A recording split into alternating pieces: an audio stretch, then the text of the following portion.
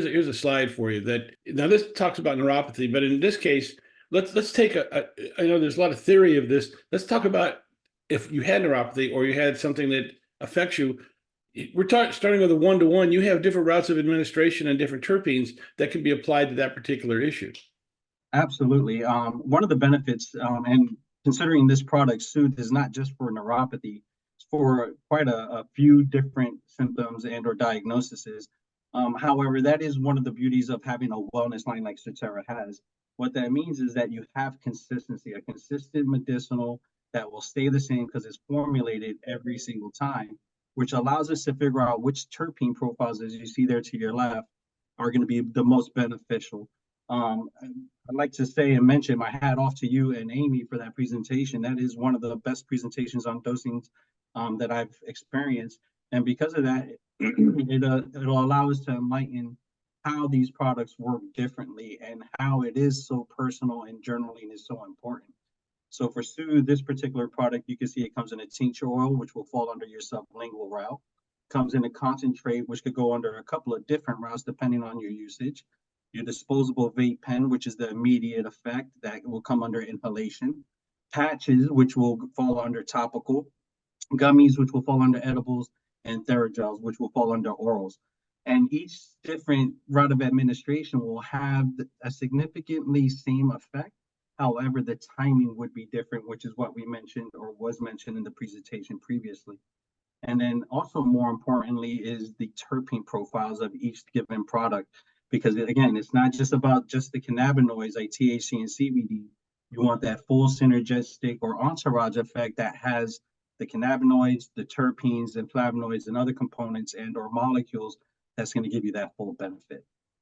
That's great. Well, this is a good example of what's there. Why don't we jump into answering some questions? I know that prior to this video, we had some people who submitted questions.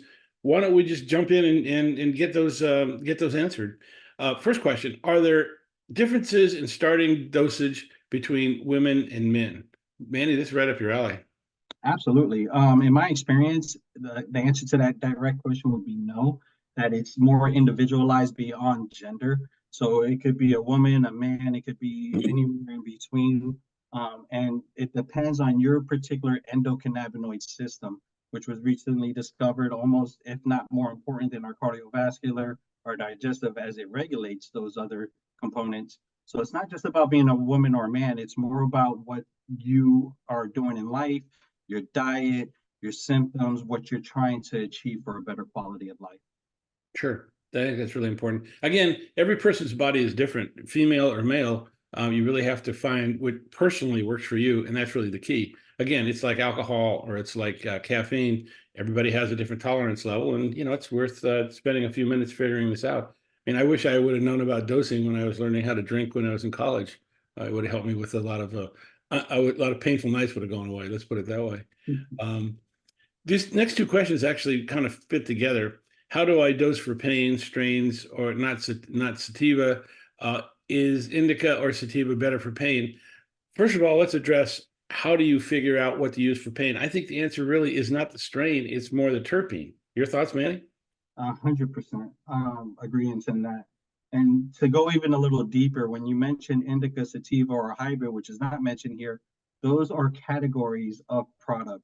So that's like to say if you went into a store for wine, a winery, and you said, or even a bar for that matter, and I like a red wine, they're going to ask you a little bit more details of that. They're going to ask you, do you like bitter, sweet, bubbly, and so forth.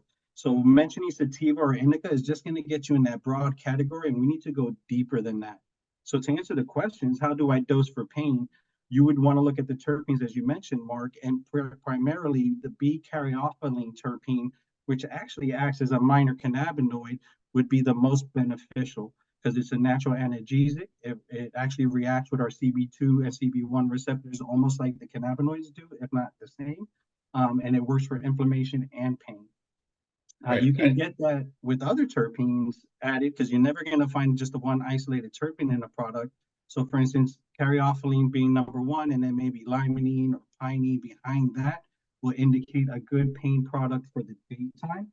And most people stay away from sativas because it induces anxiety. But if you get one with caryophyllene and limonene with little to no pinene, you might find that very beneficial during the day. And then Right. indicas at night, you would find caryophyllene with myrcene or Right. linalool. Yeah, sativa and indica really were popular. It's been popular for a long time. One is the strain relaxing or is the strain energizing? But really, the last 5 years, almost 10 years, a lot of the dispensaries like yourself have been engineering products for a specific purpose. In other words, they're making the strain, the terpene, and the route of administration targeted. Something like, for example, you have a dream product which helps people sleep. You have a soothe product that helps people soothe. I think it's important to take a look at the overall picture of that particular product, starting with the terpenes and then figuring out what the combination of CBD to THC is for your particular body and how it helps you. Now, one of the other questions that comes up is, how do I dose without feeling too high? I need to be functional. And I can relate to that because I have to work during the day, but I still have to deal with a high level of pain. Your thoughts, Manny? That's a great question. And most people typically, when you're dealing with pain, will always lean towards a high THC product because it does work very well for pain. However, it's just a distraction. Once that wears off, depending on the product or route of administration that you're using, all that pain or all that anxiety or whatever you're suffering from comes rushing back. So typically, what I recommend is if you're working, you know you can't be euphoric, you can't have distractions that way using a certain product, turn to your CBD. CBD products do take possibly up to 3 to 4 weeks for full efficacy. However, it also primes your system, your endocannabinoid system, to be able to use your THC products when you do or are able to use them more efficiently and not needing as much. So always start with some CBD, a 1-to-1, whatever you're tolerable with, or even a 5-to-1 like Serene that we have. We have a 12.5-to-1 Calm, which creates no euphoria, but it helps with inflammation, pain, and the more you use it like a vitamin, the more it loads up in your system. Right. And if you go low and you go slow, you'll find that therapeutic dosing level. You'll know when you begin to feel high and you can back down, and you'll find that therapeutic level, which really helps you be functional, but really gets the relief that you're looking for. Next question is a good one. It says, can I find pain relief with high CBD and low THC products? The answer is yes. And I'm going to use myself as an example for a second. I had a left knee replacement and I worked with my medical marijuana doctor. I had a complete regime worked out for literally in the hospital. The first day I was operated on a Monday. I was released on a Wednesday. I had to use pharma drugs in the hospital Monday and Tuesday, but on Wednesday, I was able to go back to medical cannabis when I left. I didn't take any pharma products in the hospital. I went to the parking lot and took some tincture oil and a vape pen. But what happened was during my recovery period, one night I ran out of the high THC products. My perception was I needed a high THC product to adjust the pain. So I used the high CBD product, and guess what happened? My pain went away.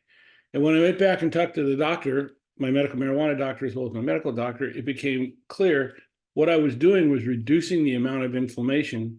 The inflammation was causing the pain. And that's where the pain relief came, was from reducing the inflammation. So the key is really treating the problem and not the symptom. Your thoughts on that, Manny? I would agree completely, Mark. There's also different options that you can use. For instance, instead of smoking flower, if you vape flower, the effects are not as potent. So therefore, your euphoria may not be so distracting, if you will. There's using different vape batteries, as mentioned in the presentation. If you're vaping at a lower temperature, or in instance for a push button battery, you would just click it so many times to bring it to the lowest setting. Therefore, you're not hitting certain cannabinoids or terpenes that create that powerful euphoric effect or overwhelming effect. So there's quite a different ways you can do it besides just using high CBD, low THC products. But if you're adamant about that, the high CBD, low THC products, give it time. It may take a week or two, up to 3 or 4 weeks before it's fully effective in what you're trying to treat. Sure. Now, next question is a really good one. It says, how do I dose for consistent inflammation control? And candidly, again, CBD is the key to inflammation control, but I don't think there's any difference between how is starting low and going slow. Really, that's the same formula you use to be able to figure out how this works.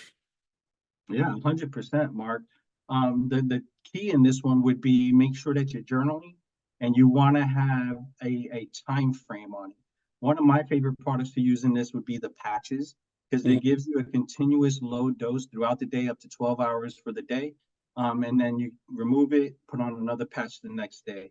Therefore, you have a nice regimen, consistent, it's discreet, it's non-intrusive, and there's different ways you can apply that patch depending on what you're using and what you're using it for. Mm-hmm. Great. And I guess this also falls into the next question is what do I do after developing high THC tolerance? Really, in this particular case, when you start developing a high tolerance of THC, we really want to do what they call a break or a holiday, take some time off. Manny, what is that? So yeah, that's a holiday or a tolerance break, or there's many names for it. Basically, you're stopping to take high THC products. I try to aim for at least 3 days. After the first day, you can start taking CBD products, particularly high CBD products, at least no more than a 1-to-1, which is 50% CBD, 50% THC, to start priming your endocannabinoid system. And then you start slowly titrating back up using your high THC products. Um, Typically 3 days is the goal. It's not that easy, and it's not because of withdrawal symptoms. It's more because your symptoms from your diagnosis start to come back, so it becomes a little intolerable. But there are no withdrawals from it, and it's a great way to reprime or reset your system. It's kind of like a reboot to bring that tolerance down. However, I always like to mitigate that tolerance plateau before it even happens. And what I mean by that is, again, most people have a busy lifestyle. They don't use high THC products during the day. And as soon as they're out of work or whatever they're doing during the day, they go straight to high THC products to include dabbing at high temperatures, high THC content. And what that does is it builds your tolerance. So what I advise to mitigate that is during the day, start taking those high CBD products, or 12.5-to-1 calm, or 5-to-1 serene, in different routes of administration that's more comfortable to you, because that keeps your body balanced, your homeostasis, and full entourage effect. Right. I think that's really important. It is manageable, and good tips on that, Manny. Thank you very much. How can I use medical marijuana for head tremors? How do I start dosing? Well, how do I start dosing is the same we mentioned, go low and go slow. But I've seen that in many cases, I see patients who have tremors, for example, from Parkinson's and other diseases, they're using a high CBD product. Your thoughts, Manny? That's what I've seen in my studies as well. Is the high CBD products seem to work better. However, again, it takes a few weeks maybe for it to build up. One of my favorite terms that I use now, Mark, from our last webinar, is whatever route of administration that you will continually use and are comfortable with would be the best method as far as route of administration. And I would Right. start from maybe a 5-to-1 up to a 1-to-1, and that way we can balance out and see which way it needs to go. That's one of the biggest benefits of the 1-to-1s, one part CBD, one part THC, 50-50, is that from there, if it doesn't start benefiting from there, we could find out why. If it does, we can also find out why and compound on that, or withdraw depending on the circumstances. Yeah, it's a good starter base and really easy to diagnose from there. Highly recommended. Next question is, if you are prescribed medical marijuana in the form of flower, are you able to also purchase edibles in other forms? I believe you can. Manny, your thoughts? Absolutely. It all depends on the consultation you're having with your medical professional in the clinic that you're at. Um, you can have that discussion. If you know you're not going to use flour, you can say, I don't want flour, increase me in these other routes. But typically, you're going to get a general initial recommendation, which is going to consist of orals, sublinguals, topicals, edibles, inhalation, and smokables. Smokables is everything that's actually flower and does not count against inhalation. Inhalation is everything else that's not flower that you would inhale. So yes, to that question, you will have 6 effective routes of which you could purchase from. Sure. It's really important. I think that in my particular case, I use every route of administration during the day. Anyway, we'll see how that all works out. It's important that you find a route of administration that you like, that you will use. I know some people don't like to use, for example, flower. Other people love it. So really do something that really, really helps you. And the next question is, if I am infusing coconut oil, is there a formula I can use to calculate the amount of THC? Is 100 millimeter capsule, for example? Your thoughts on that, Manny? That is a great question. I unfortunately, oh, there's a formula there that you can use as an example. Right. I actually invested in tools that make it a lot easier because my math is not that great unless it's dealing with weight. So I use certain devices that actually calculate all that for me to where I could take a sample from my product and actually test it in a device that shows me my content. But otherwise, the formula that you see on your screen now would be very good, a good way to start. Right. See where you actually know the amount of milligrams in the bottle, take the volume, do the division, and then it tells you where on your eyedropper where you really need to be. And this is again using tinctures, because tinctures are a great way to start and makes things a lot easier. I know some people use gummies and they cut the gummies in quarters or in halves. Um, that's definitely something you could do as well. But again, you have to figure out the amount of milligrams, and again, the amount of in this case, not the milliliter, but the actual amount of milligrams that are in each of the squares or in the bit of edible that you're taking a look at. And there are means that make it a little bit easier. And what I mean by that, Mark, is that there's routes of administration where you could purchase the products such as our FSO, if it's going to be an edible, which is full spectrum oil, also known as Rick Simpson oil. You could buy some of our distillates that come in a syringe at a certain amount of milligrams, so you can actually see the markers on it and actually see what you're doing to make the calculations a little bit easier. Sure, sure. Next question is, what are the best strains to help with osteoarthritis, chronic migraines, diabetes, and do I need a different strain for each? First, I'm going to go back and make something very clear. You don't need a different strain, but you need different terpenes. Pay attention to the terpenes. That's where the medical value comes from. Make sure the strains that you're looking at have those terpenes in there. Now, I think for us to get into the best strains, best terpenes for each of those, we have a terpenes webinar that's coming up, and I suggest we look at that. But I think that the answer to your question is each of these particular conditions needs a different a different terpene profile. For example, with osteoarthritis, you want something that's very high in CBD, maybe lower in THC, but also something that's very high in beta caryophyllene. Your thoughts, Manny? I couldn't agree more. That B-caryophyllene is one of my favorites. It is definitely dependent upon the terpenes. The strains, as we like to call them, chemovars, are, you got to remember, they're a live product. And the slightest difference in batch to batch, depending on the terpene profile, may have a significant impact on the efficacy of it. And the reason I point that out is because terpenes are usually within 2% per terpene, less than about maybe 5 to 7% total terpenes within the product. And that goes to show how potent those terpenes are and how significant they are. Sure. So I agree with you. Our one-to-one soothe is where I would start with this. It's the highest in caryophyllene, comes in multiple routes of administration. That's most comfortable and convenient to the consumer. And it's a great way to start because it comes with that one-to-one variation, 50% CBD, 50% THC, but loaded with caryophyllene. Mhm. Right. Well, and again, I'm not trying to not answer the questions. I do think that we do have some webinars on this particular subject, but in the case of both chronic migraines and also diabetes, really a higher base CBD product will help you quite a bit, especially again, the ones that have the beta caryophyllene in them, also in the myrcene. And then if you want to get energized, then you have limonene or you have linalool if you want to get relaxed. Those are kind of directions that you really want to really help. But I hope that gives you the direction to head at. Next question is one of the classics. Best combo, strain dosage timing for sleep. I can't answer that question. No one can answer that question. This has to do with you and your body. The person that can answer that question is you and your body. What you want to do is when you take a look at sleep, you want to be relaxed. The best way to do that is again with a higher CBD product.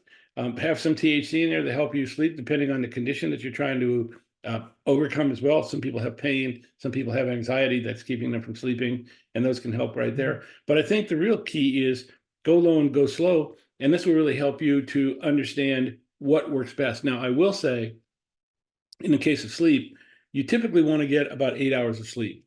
And if you look at the routes of administration, really the edibles are the best way to go. That's one of the reasons why I use chocolates at night, because I'll get that 8 to 10 hour of coverage. Your thoughts on that, Manny? Absolutely. The only thing I could provide otherwise is the different routes or compounding of routes using them in tangent or tandem, excuse me. So what I mean by that, like for instance, if you're having trouble falling asleep, you may want to use a vape. If you're having trouble staying asleep, you want to probably want to use a sublingual or an oral or an edible because it lasts longer in the system. If Right. it's both, you can use both. You can use the vape to help you go to sleep or the inhalant to help you go to sleep. And before you do, take an edible, a sublingual, or an oral, so that way when the vape wears off as you fall asleep or once right after, then the edible or the ingestible will start kicking in to keep you asleep. Right. But as far as the strains, the chemo bars, the dosing, all that would be relevant upon a consultation, which are available at Cetera, no appointment required. We have private consultation rooms or in the open, whatever you're most comfortable with. And we can have more of a deeper discussion so we can figure out exactly what regimen would best fit you. Right. But I do think the key here for sleep is really the edibles route can help because it gives you that longer duration time that's there. Good question is the next one. Which is better for sleep, CBD or CBN? Really, both of them are good. You're talking about something that really helps quite a bit. I know CBN has been marketed and positioned as the sleep cannabinoid, but really by itself, it needs to work with your THC and CBD to be able to work together. So I would say a combination of both really will help you with your sleep. And again, the other thing you need to look at is what's keeping you from sleeping. Is it anxiety? Is it pain? You know, what is the overall problem that you're really trying to overcome? Because I think if you can overcome that, it'll help you sleep. Manny, some people don't pay attention to the reason that they're not sleeping. They look at sleep as the ultimate goal, but why they're not sleeping is really important too. Yeah, taking the whole full picture of everything and figuring out if it's something that's during the day keeping you awake, or is it night terrors and PTS that's keeping you awake. Finding the underlying cause is always the most beneficial. And I believe, if I recall, we had a webinar on that one too, which is Mhm. very great if you want to look back on that. But to the question of CBD or CBN, I agree with you, Mark.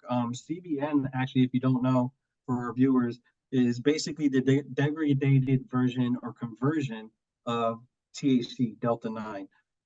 So that's why it's not as abundant as most would try to find in dispensaries, because the value of it after aging flower is typically difficult to find that range in good Mhm. quality. However, CBN is going to be more sedative and it's going to be slightly, or it's definitely going to be more euphoric than CBD. Mhm. Great. So let's look at the next question. Are there significant studies on marijuana use alongside other supplements? Well, let's understand the landscape of cannabis here in the United States. It has been listed as a Schedule One drug. It was done so under the Nixon administration, so decades ago. And so therefore, as a Schedule One drug, it's been deemed as having no medical value, therefore no research being done. That was probably one of the worst decisions ever made in the history of the American government, but I'll leave that one as a separate issue. Now, the issue is, are there studies? Not here in the United States. We have not had the ability to be able to do that. However, we spent a lot of money, meaning the United States federal government has been funding research into medical cannabis since 1964. That means your money and my money have been paying for research into medical cannabis, and it's being done in Israel. There's a lot of research done in Israel, some of which actually looks at how medical cannabis works with pharma drugs and also with supplements like echinacea and things like that. So there are studies that are out there. The best place to look for them is really in two sources. One is a document that's the National Institute of Health, our own PubMed database. PubMed is a document available to the public. It gives you all the medical studies and all of the research that's been done, that's been funded by the United States government in cannabis, has been put into PubMed by the Israelis. So that's part of the conditions of that particular study. I think the other is that if you look at the different studies that are out there, take a look at in places like Canada, where they have a lot of studies in holistic medicine is considered and is practiced. Countries like Switzerland is the same way.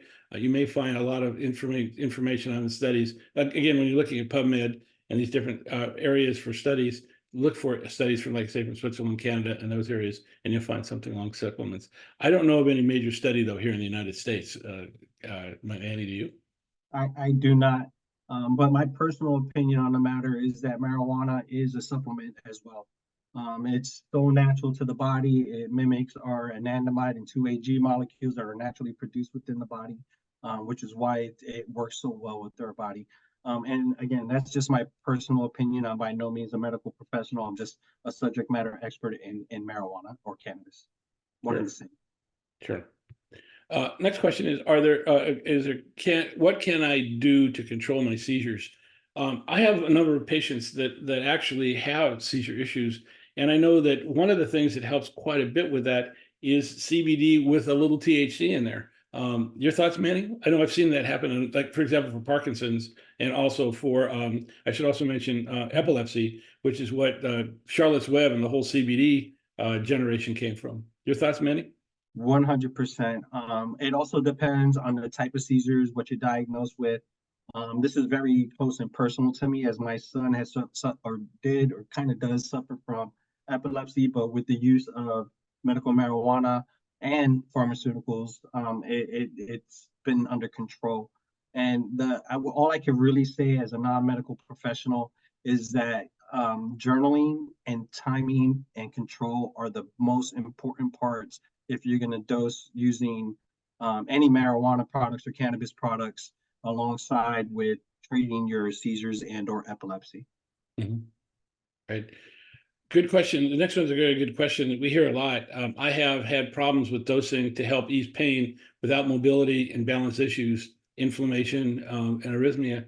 Um, this goes back to journaling, doing when you're dosing, pay attention to your journaling. And then also, I would also get a consultation from Cetera where you can come in and have somebody help you with this. Because if you go low and you go slow, you can get the relief you're looking for. You can address the mobility and balance issues, but it's something where some people tend to move too aggressively when they're going low and going slow. And I think that's something that you got to take a look at because, again, your body's going to tell you what works. But if you give it too much, it's going to actually have the opposite effect. You've seen this, haven't you, Manny? I have, and I was going to suggest the same thing, Mark, that a consultation would be more beneficial in this particular instance because it sounds like that there's a little bit more behind the scene. Again, trying to get to the underlying roots of why we're treating certain symptoms and or diagnoses. So the same thing with the seizures, having that consultation, giving yourself time, coming into a dispensary, asking for a one-on-one consultation that could last up to 30 minutes or more depending on the consultation. And that way we can have an understanding. We will ask some personal questions, what are you looking to get out of life? Do you need to be clear-minded during the day? Certain things and aspects like that. Do you smoke cigarettes, which can have a significant effect if you want to vape and how harsh it may or may not be on the throat. So we're going to get in the weeds with you so that way we can understand what you're trying to achieve.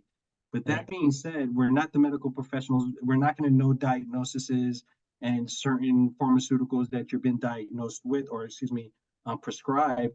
We want to know what you're looking for in your quality of life. And because we're looking to treat the symptoms of and give you effects, we're better able to treat you that way. Right. Something that's key. Key, listen to your body. That's going to be very, very important. Question is, how many in a day at 5 milligrams is the max? I don't think two a day is enough. Again, this goes back to your body. Every person's body is different. Some people can take 5 milligrams and it works. Some people really need 10. Some people need 20. It's really interesting. This goes back to the whole dosing, go low and go slow, but also don't be afraid to increase the amount of product that you're taking because this is how you're going to find where your tolerance level is, and more importantly, where your maximum, your therapeutic dosing level is. Manny, you've seen this happen a few times. Again, people just not necessarily being willing to or are too afraid to be able to really go low and go slow and try a little bit more each day. Quite a bit, quite a bit. And for most of the studies that I've read or viewed, the average dose for any given person is usually between 7 to 12 milligrams, which is why you find most of dispensary products partitioned at 5 to 10 milligrams. Right. That being said, you also want to be cautious. As it stands right now, as far as I am aware, there's no products in the market in Florida besides the one and twos from Sotera that are actually homogenized, meaning that if you cut a piece of your chocolate bar off that's partitioned at 5 milligrams, and then you cut that 5 milligrams in half, that's not necessarily suggesting that there's 2.5 in each side because it's Mhm. not homogenized. So you want to be cautious. If you're trying to do that and you're noticing some days it's not enough, some days it's just right, some days it's too much, that's because it's not homogenized. So be cautious with that, or want to choose do come homogenized, and you could do that with those at 10 milligrams. So you could break them off in 2.5 in quarters or in halves. Right, right. And really, the question of max is a question of what your body and what your tolerance is. It's not, there's no global, I mean, there are people that say don't take X amount. The bottom line is every person's body is different. If I can just get that idea across to you, you really got to find out what works for you. But I have to tell you, it's not that hard to do. And when you find it, when your body, when you start feeling better, your body, you just go, wow, is that really how it feels? And your body will tell you, just listen, take your time, and you'll get there. I'd More also, Go ahead. Sorry. I'm sorry, Mark. I was just going to say, I'd also like to reiterate what Amy was mentioning in the presentation, how cannabis is a fatty molecule. So if you're Good point. ingesting it, you want to make sure you have, I always recommend a small snack right before, or if you know you're about to have a big meal, or excuse me, a small snack, yeah, right before, or if you know you're about to have a big meal, have it before the big meal. More importantly for sleep, because you don't want to go to bed on a full stomach. It's not the healthiest thing to do, but a Right. small little cup of yogurt, a spoon of peanut butter, some avocado, about the poly and monounsaturated fats, may make it more effective and more efficient in your body. Right. It's there.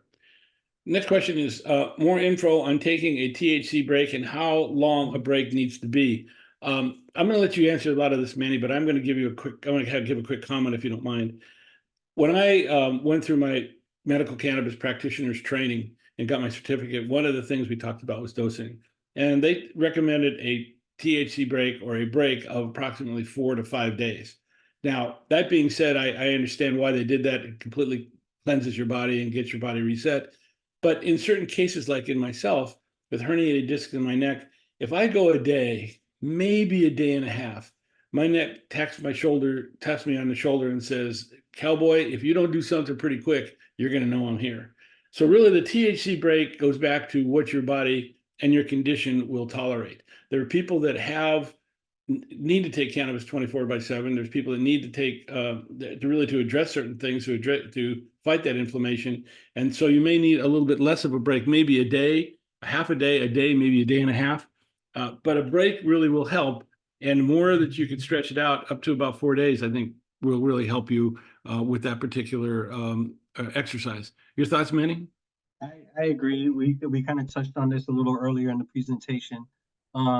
That being said, I aim for at least 3 days, but I also aim to mitigate even having to take a tea break or tolerance break or holiday or vacation, however it's classified, Yeah.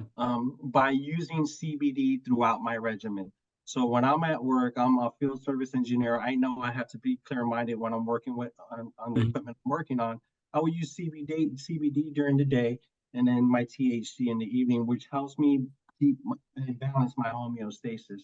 And because of that, I take less tolerance breaks. The Right. other difference is that you always want to have some products that are similar in terpene profiles because your body is very resilient. So you want to make sure that when one product is not as effective as it once was, that you have something similar or comparable to jump to. So that way it makes the body guess. It may have a slight percent or two different in terpene profiles, but that slight difference is going to tell your body like, hey, wait a second. Yeah. And you might find something that's even better in that instance. Sure. Sure. Let's run on to the next one. And this I can relate to. It says, what is best for back pain and sleep aid? I have 8 screws and other hardware in my back. First of all, I feel for you. I didn't have an operation on my neck. It was something we couldn't do. Well, we could do it. It just wasn't prudent because it would leave me handicapped. But the point is, I have found in my particular case with my back pain and trying to get some sleep, reducing the amount of inflammation really helps. But I still have to pay attention to a certain amount of THC to address the pain. So I think in again, it depends on your body, it depends on your tolerance level. But I think looking at high T CBD products with THC, and again, the route of administration is key. What do you do during the day? In my case, I use tinctures and vape pens. what do you do in the evening? In my case, I use edibles. I think those will really help quite a bit. They don't necessarily, they're not exclusive, back pain and sleep aids. They do go together. But again, you have to take a look at that regime that works for you. What do you take at what part during the day that can really help you? Manny, you've seen a little bit of this, haven't you? Absolutely. And I have a few recommendations that might be great because this is where you may want to use different routes of administration in tandem. So for instance, we have a one-to-one, the fixed balm that works great as a topical. We Hmm. also have patches that work very well for this instance. And while using either or maybe both, you can also use a tincture or a lozenge or a chocolate, something to that effect. So you're attacking it from different routes of administration, giving you the most benefit. Sure. 1 to 9 relief may be beneficial in conjunction with the 1 to 1 fixed balm. So you have the topical and a pain slash sleep aid to help you sleep that you're ingesting or inhaling or otherwise. Come in, have that consultation with us. We will be happy to go through every bit of this with you and show you how it works. Sure. But key, you've got to find what works for you. And I think that's very, very, very important. Get that consultation. And again, pay attention to the regime that you put together. It'll help you quite a bit. Where do I find a website to view my history of purchases and personal limits remaining for me? This is where you need to go to the OMMU, the Office of Medical Marijuana Registry. Manny, do you want to walk through this? You want me to walk through this? I don't mind doing it if you don't mind. Go ahead, please. Okay, so this is where most of the clinics that you go to kind of walk through this process for you to make it more convenient and easier so you're not sitting around waiting. However, everybody who is a patient has access to this website. Usually, the email you provided to your clinic is going to be your username. And if you don't remember, or maybe they created a password for you and you lost a piece of paper or whatever they wrote it on, you can always reset that password using that email that you provided to the clinic. Once you're in there, you can navigate through your profile. You can see when your recommendation expires, which ones are scheduled, if some were canceled or otherwise. And then as you see on the presentation here, each one on the left side there, those purple buttons that say expand, those are your 3 routes of administration or your 3 categories: low THC, smokable, and then high THC or medical marijuana. And in the medical marijuana and the low THC, you'll have those 5 routes of administration: Mhm. oral, sublingual, topical, edible, and inhalation. It'll show you how many milligrams you have available to you, how many can be dispensed at any given time, when they expire, and when the next one is scheduled. You'll also see each dispensation that each dispensary provides. So you can always double check to make sure they're taking out the right amount of milligrams, which Yeah. saves you there you go. Beautiful slide there. Um, Now, also keep in mind that if when you're in this MMUR, it has all the information you could possibly see, your doctor's information, your email, your phone number, and this is what the dispensary see as well. And every time you make a purchase, the dispensary goes in and they see this information and they take out what needs to be allotted for the product you're purchasing based on the THC content. And if it's a high CBD product, the CBD and possibly the THC content as well. Mhm. This is really, really key because, and by the way, it doesn't make any difference which dispensary you buy from. All your purchases will go into this particular record. Is that correct, Manny? I'm sorry, Mark, I broke up there. Can you say that again?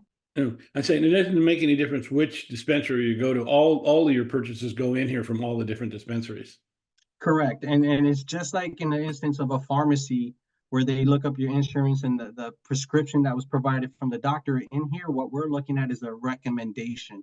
So it's not as specific as what we can or cannot give you. That's based on what you feel you need for yourself. And you can shop as many times as you feel necessary to find the product that you're looking for.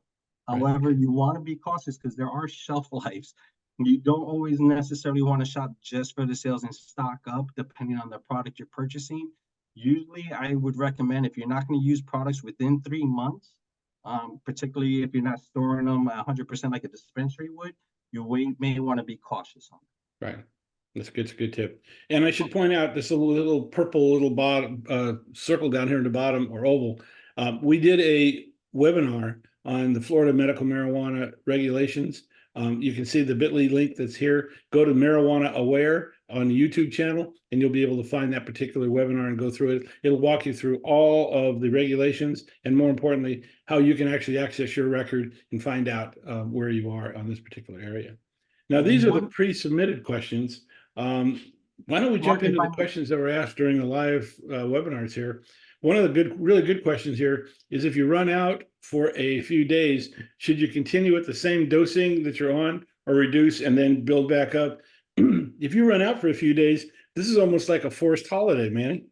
Yep, absolutely. I was going to say the same thing. And you may want to start up slowly, because if it's a few days, your tolerance may drop significantly depending on how regularly you use prior to that sabbatical, if you will. To that point, I wanted to mention that the MMUR, your routes of administration, and your milligrams are on a rolling limit.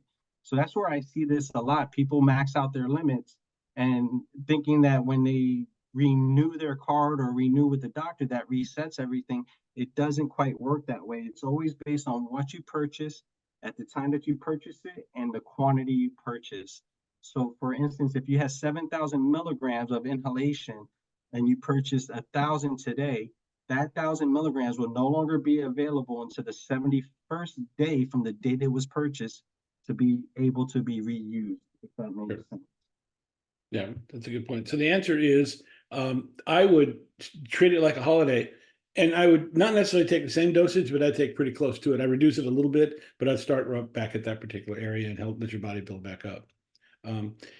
Joe asked a question: is there any information on each strain's causes, opposite, or differentiating effects? There is research that's been done on the different types of cannabis. A lot of it has to do with the terpenes. I'm going to go back and want to get people off this strain train. The terpenes are what's going to help you with your medical benefits. One of the keys is that strains, this is any product that's grown, botanical, has different characteristics. That plant that comes out of the ground, based on the fertilizer, the weather, the temperature, time of year, all has a little bit of a different variance. Not radically, but it is different. And this is where the different effects can take into place. Pay attention to the terpenes. The terpenes will help you quite a bit. I do know that we're going to be doing a webinar on cannabinoids next quarter, which can help address a lot of these particular issues. But I'm not aware of studies that are done either in Israel or in Canada that actually talk about the opposite effects. Most of them talk about the effects that are there, of which it talks about what these strains do. They don't really talk about what these strains don't do. Manny, have you seen anything like this? I haven't, not in the opposite effects. The way I'm reading it is more of a possible paradoxical effect that the person is experiencing. Yeah. But to that point, as far as certain strains, to your point, Mark, there are no regulations on who can label what and what name. And the way I kind of debunk the whole strain game, as you mentioned, which I really appreciate, is that imagine just that they're ingredients. You have your favorite Italian restaurant that you go to, or your favorite Mexican restaurant or pizza joint, or whatever it may be, based on the ingredients they use and how they prepare that product. So spaghetti and meatballs at one particular restaurant is not going to be the same at another, just like purple punch for us is not going to be the same as a purple punch from another dispensary. However, you can ask, and available upon request, certificates of analysis to show the ingredients, the terpene profile and the cannabinoid content from seed to the cell, if you decide to purchase, to show you what is actually in that product. And based on that information, we could kind of look forward in time and suggest how that product will affect you. Yeah, that's really important. Good comments. Let's address Doris's question. I have varying symptoms for each dose and strength orally, which can be good effect, and can actually increase inflammation, cause heart asthma. Is this normal? Do you have? I do not have this problem with flour, but it can impact my asthma and my throat irritation. This is a case where you really need to sit down, get a consultation, and really break down the products that you're using. More importantly, what terpenes are you using, and what are the routes of administration? I think if you go back to those basics, what it's going to do is help you define the terpenes that you need, it'll then lead to going low and going slow in the dosing, and that can help you in a lot of different areas. I found it interesting that cannabis would increase inflammation. I think the only case that that happens is when you take too much CBD. Your thoughts, Manny? Because cannabis is biphasic. Correct. And I would agree. I don't have too much information on the opposite, like you just suggested. However, to your point, Mark, I would suggest journaling. Write down the products that you're using and where you got it from is all we would really need, because we can look it up on the other dispensary's website if it's available. And we can suggest as to why you're having these effects and what may be a better product for your symptoms. Yeah. And so the answer to your question is it's not abnormal. I don't know if you call it normal, but it's not abnormal. And I think that if you go back to your journaling and you take a look at what terpenes you need to address your issue, what are routes of administration you're comfortable with, and then work out a dosing regime, I think it'll help reduce a lot of what you're talking about here. Just experimenting gets to be a little bit of a difficult situation. If you have issues like asthma or you have throat irritation, I don't necessarily recommend vaping, because what it may do, although it's steam, you're still putting something into your body, and it may cause a problem. It may not cause a problem. Again, this is where you need to listen to your body. But I think a good consultation, breaking it down to its component parts and working up from there, I think will help address this particular question. Thoughts on that, Manny? I'd agree. To that point, we even have some products that act as bronchodilators. Mm-hmm. So maybe more benefit, not more beneficial, but beneficial in general. So yeah, that consultation would be definitely be invaluable. Right. That's great. That's a good point. Let's run on to the next question and see what we have here. Um, um, Did you cover dosing for insomnia? No, we did not. Not that I'm aware of. We did in a sleep webinar that we did a couple of weeks ago with Dr. Greg Holt. So you might want to look at that on our YouTube channel. You'll find that it's a very good webinar. Dr. Holt's an expert on sleep and also in cannabis. But I think the issue really boils down to when you talk about dosing for insomnia, you're really looking at trying to fall asleep. Pay attention to three things. What's causing the insomnia? Is it anxiety? Is it stress, for example? Is it pain? That's something to pay attention to, because that'll help. When you're trying to figure out the right dose, address the issue, not the symptom. I think the second thing is, what are the routes of administration that you're comfortable with? Pay attention to that. And the third and most important is, what is the duration of that particular route of administration? For example, edibles will last 8 to 10 hours, where if you're taking a vape pen, you're going to be looking at an hour or two. So I think really what you're looking at, we didn't cover it, but I would take a look at, again, an edible. I'd take a look at what your body tolerance is, and then the route of administration that you're comfortable with. Meaning, do you like gummies? Do you like chocolates? What's your poison? Your thoughts, Manny? Again, Mark, I agree. When it comes to sleep issues, I always really appreciate those consumers or patients, because it really allows me to get involved.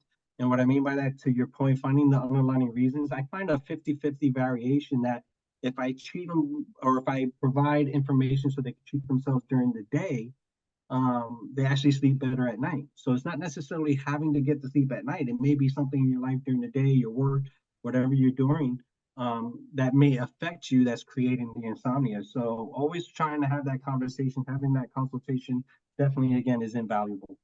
Yeah, yeah. Doris actually asked another good question. Does digestive function, if it varies, impact the effects of edibles? And I think the answer is absolutely. 100%. The first pass effect, having to go through the liver and convert to 11 hydroxy, can take some time. Your diet, your activities, your environment even can have an impact in dosing via ingestion. I always suggest that's the hardest way, or not the hardest, but it's inconvenient, because you really have to get a solid regimen and journal, which is why most dispensaries, including Satera, usually, if you're comfortable with it, would recommend inhalation, because again, it's fast in, but it's also fast out. One of the things I always recommend if you're going to try an inhalant with digestion is, if you're going to vape for the first time, as suggested by Amy in the presentation, wait about 2 to 5 minutes, see how you feel, but also get up and move around, get that blood flowing, get it in your system, and if you need more, go for more. And using them in tandem may be more beneficial. Sure. It's a good point. Good point, Manny. Chris asked a really good question. I have a friend who works at True Leaf Dispensary. Do you have an opinion of True Leaf? The answer is True Leaf is obviously one of the largest dispensaries in the United States. They're actually very predominant here in Florida. I like True Leaf. I worked with them for many years. They've sponsored many of these webinars, and I know almost all of the personnel in the state that work with patients. So I speak very favorably of True Leaf. I think the only thing you have to be careful of with any dispensary, True Leaf or anyone else, is ask for the terpene profiles. Find out what terpene profiles those products really have. I know that one of the things that True Leaf is trying to do is get more ratioed products out there. They really don't have a lot of ratio products, which is important when you're trying to address various conditions, whether that's based on inflammation or based on pain. So I would just, again, it's not a matter of the dispensary itself. Pay attention to the terpenes that are really out there. One of the other questions is, it says, is there a product, is there there is a product I found on their website that I'm interested in. Can I post a link in a Q&A or send an email after the meeting to Mark and or Manny to get your opinion? The answer is yes. Down below, you see there's an email address, events@marijuanaaware.com. Please feel free to send me your general questions. We'll be more than happy to get them answered. And if I can't answer them, I'll get someone who can. Let's put it that way. So the answer is we're really trying to increase everybody's knowledge of medical cannabis, but we're doing it based on science and research and not just off the cuff. So events@marijuanaaware.com. I hope that really helps. Next question we have here. Is Delta 9 THC or CBD? Manny, that's a softball for you. Absolutely. So Delta 9 is definitely THC, but there are different varieties of THC out there. Typically on the flower, if you eat a flower plain like that without decarboxylation or heating it up, that's THCA, which is the acidic form. When you apply heat, that's decarboxylation that converts it to Delta 9.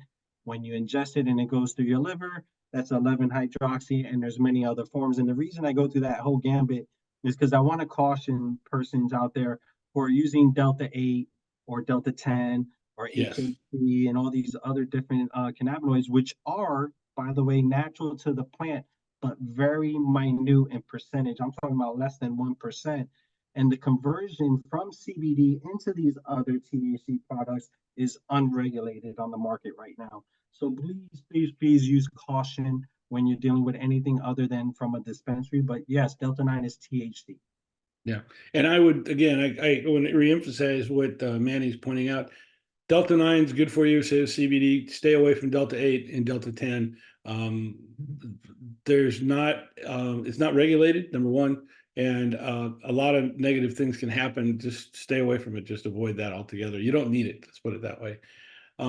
Is there any way to determine the terpenes on something?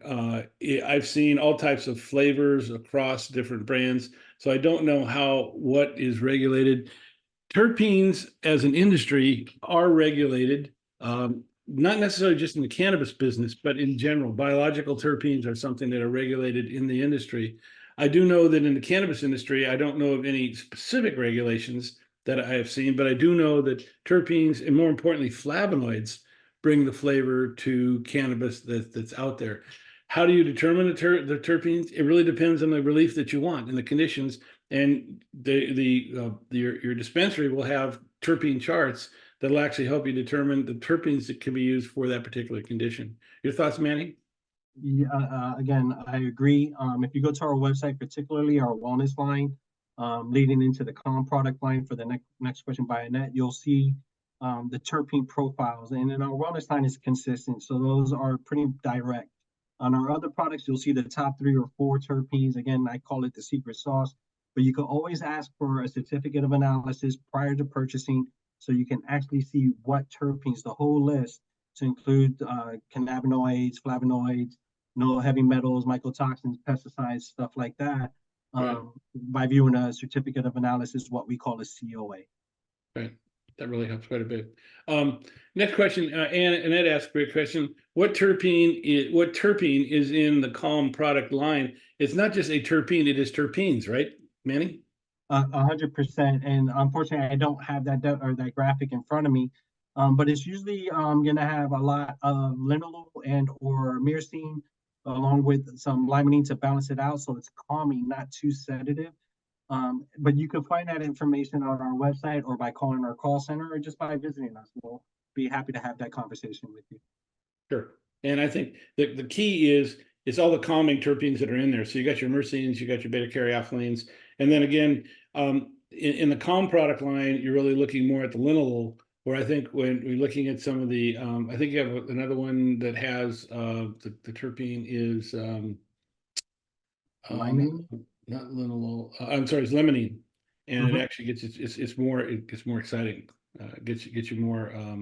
It's more on the sativa leaning kind of product. And to that point, Mark, you can have high CBD products, which the effects are dictated by the terpene profiles that are in it, and no euphoric effects, or as more regularly known as psychoactive effects. Yeah, thank you. Cindy asked a very good product. Says, do you develop a tolerance that can affect the amount you are taking? If so, how should we deal with it?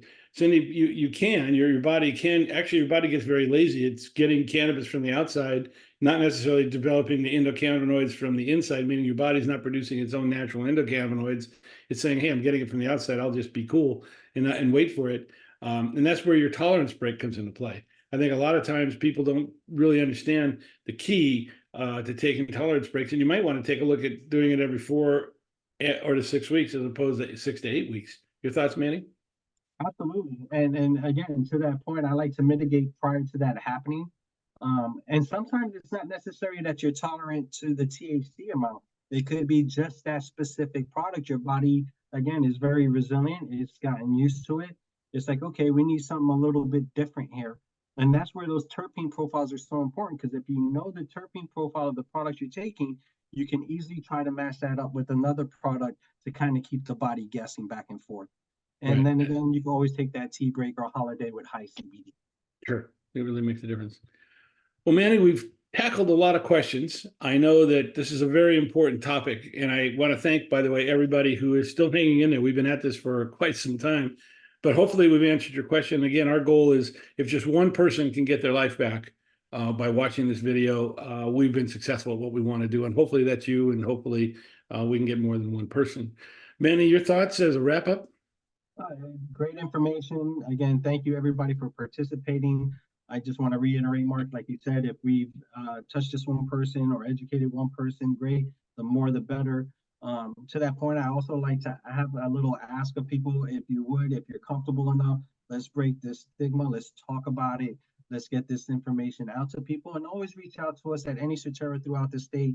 Marijuana Aware MMTC. Thank you. We are always grateful to be a part of this. Well, Manny, thank you for your help. We really do appreciate it. And I did want to point out in our last slide, if you want to get a card, there's the medical marijuana treatment clinics of Florida. They have 25 clinics throughout Florida. You can get a card.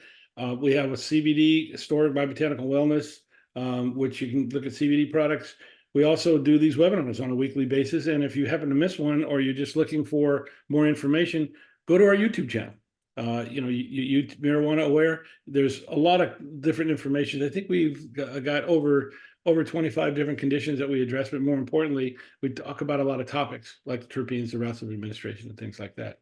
Well, listen, thank you everybody, and have a good evening, have a good weekend, and go low and go slow.